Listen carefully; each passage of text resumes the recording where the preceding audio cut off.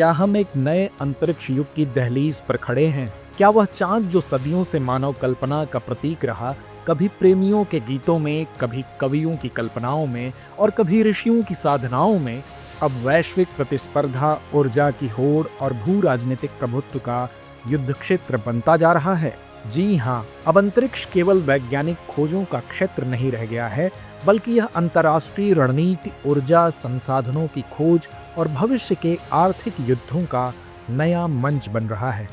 और इसी कड़ी में अब एक नया अध्याय जुड़ चुका है, चीन और रूस का चंद्रमा के दक्षिणी ध्रुव पर न्यूक्लियर पावर स्टेशन बनाने का ऐलान। यह परियोजना 2035 तक पूरी करने की योजना है। इस संयुक्त मिशन को नाम दिया गया है इंटरनेशनल लूनर रिसर्च स्टेशन या संक्षेप में ILRS। इसका उद्देश्य है चंद्रमा की सतह पर एक स्थायी, स्वचालित और वैज्ञानिक गतिविधियों से भरपूर आधारशिला तैयार करना। यह आधार सिर्फ अनुसंधान का केंद्र नहीं होगा, बल्कि भविष्य के मानव मिशनों और स्थायी अंतरिक्ष बस्तियों की नींव भी बन सकता है। इस परियोजना के लिए रूस की अंतरिक्ष एजेंसी रॉसकोमॉस और चीन की चाइना नेशनल स्पेस एडमिनिस्ट्रेशन यानी CNSA ने एक औपचारिक समझौता ज्ञापन यानी MOU पर हस्ताक्षर किए हैं। ILRS पूरी तरह से स्वचालित होगा और इसकी ऊर्जा जरूरतों को पूरा करने के लिए एक परमाणु रिएक्टर स्थापित किया जाएगा। यह रिएक्टर न केवल ILRS को ऊर्जा देगा, बल्कि उससे जुड़ी वैज्ञानिक प्रयोगशालाओं, खनन इकाइयों, जैविक परीक्षण केंद्रों और भविष्य के रोबोटिक मिशनों को भी शक्ति प्रदान करेगा। यह एक तरह से चंद्रमा पर भविष्य की बुनियादी संरचना का पहला खाका है। ILRS की तुलना अमेरिकी नेतृत्व वाले आर्टेमिस प्रोग्राम से की जा रही है। अमेरिका और नासा 2027 से गेटवे नामक एक कक्षीय अंतरिक्ष स्टेशन चंद्रमा की कक्षा में तैनात करना चाहते हैं। इसमें 55 से ज्यादा देश, यूरोपीय स्पेस एजेंसी और प्राइवेट कंपनियां साझेदार हैं। लेकिन ILRS की रणनीति अलग है। यह चंद्रमा की सतह पर होगा और वहां स्थायी वैज्ञानिक उपस्थिति बनाएगा, जो शायद भविष्य में संसाधनों के अधिकार के प्रश्न को भी जन्म देगा।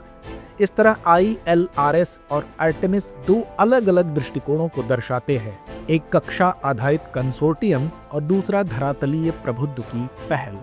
ILRS को चंद्रमा के दक्षिणी ध्रुव के करीब लगभग 100 किलोमीटर के भीतर स्थापित करने की योजना है। यह क्षेत्र रणनीतिक रूप से बेहद महत्वपूर्ण है।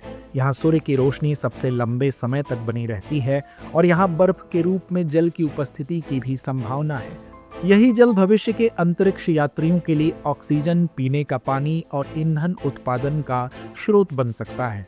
यहाँ लंबी अवधि के लिए स्वचालित प्रयोग, रिसोर्स एक्सप्लोरेशन, जीव विज्ञान परीक्षण और समय समय पर मानवीय मिशनों की भी योजना बनाई गई है।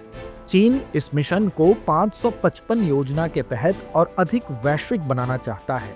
इसका उद्देश्य 50 देश, 500 अंतर्राष्ट्रीय वैज्ञानिक संस्थानों और 5000 विदेशी शोधकर्ताओं को जोड़ना है। अब तक Pakistan, Venezuela, Belarus, Azerbaijan, Thailand, मिस्र, कजाकिस्तान जैसे कई देश इसमें शामिल हो चुके हैं। ILRS को चीन और रूस एक ऐसे अंतर्राष्ट्रीय मंच के रूप में देख रहे हैं जो पश्चिमी देशों के दबदबे वाले स्पेस प्रोग्राम्स का एक विकल्प बन सके। लेकिन सवाल यह है कि क्या यह दौड़ सिर्फ विज्ञान की सेवा में है या फिर यह एक स्पेस रेस का दूसरा दौर है, जिसमें अब दांव पर सिर्फ टेक्नोलॉजी नहीं बल्कि चंद्रमा की संपदा भी है। चंद्रमा की सतह पर मौजूद हीलियम-3, रेगोलिथ, दुर्लभ धातुएं और धातु ऑक्साइड्स आने वाले दशकों में धरती पर ऊर्जा और टेक्नोलॉजी की दिशा बदल सकते हैं।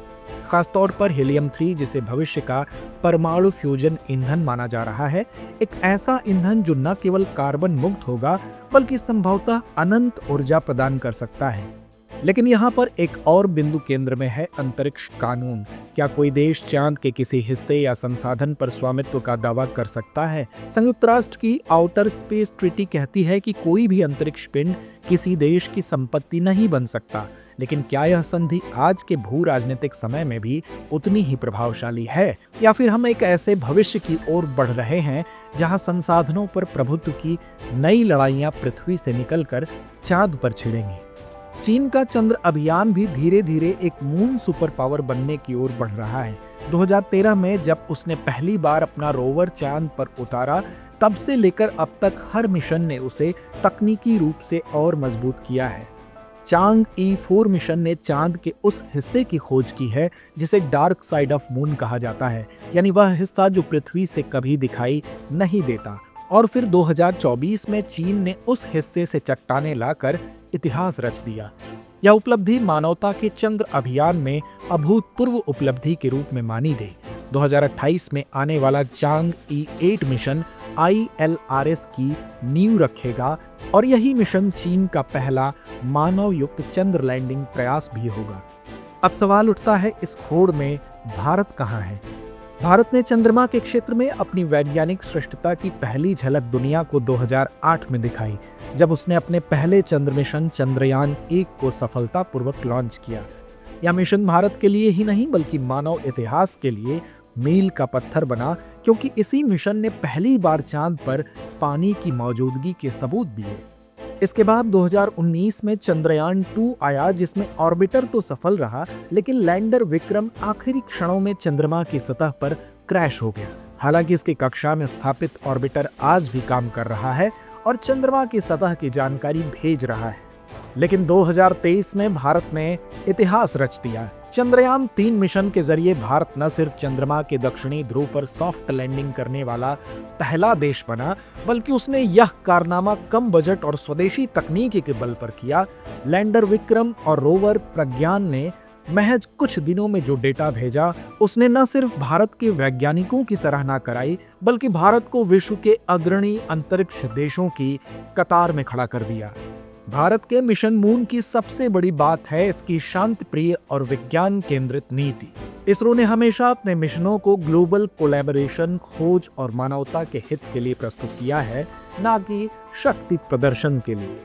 तो व्यूवर्स, चर्चा को यहीं विराम देते हैं और नोट करते हैं आज का सवाल। अंतरिक्ष, भू राजनीति और अंतर्राष्ट्रीय सहयोग के भविष्य के लिए चीन रूस के संयुक्त चंद्र मिशन के निहितार्थों का विश्लेषण करें।